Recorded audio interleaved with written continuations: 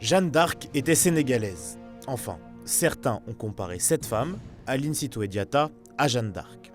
Une vision divine lui aurait donné l'ordre de libérer son peuple de l'administration coloniale française.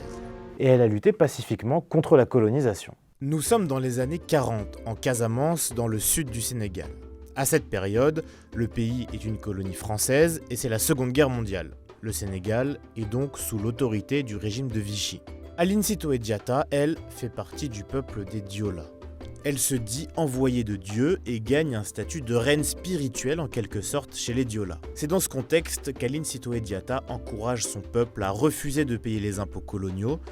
Elle veut aussi que les Sénégalais refusent d'être enrôlés dans l'armée française. Elle prône le retour à une agriculture traditionnelle. Son idée, revenir à une culture du riz qui permet aux populations locales de se nourrir. Elle veut arrêter les cultures d'exportation qui épuisent les sols sénégalais et servent à nourrir la France métropolitaine.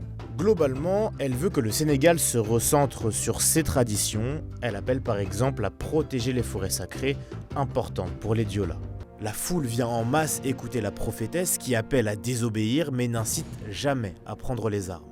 Ce sont toutes ces prises de position qui font d'elle une figure marquante de la lutte anticoloniale encore aujourd'hui.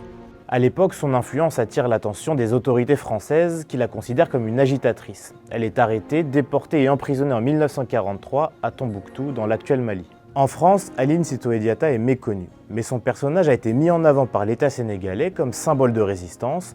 Son nom a notamment été donné au ferry qui relie Dakar et la Casamance.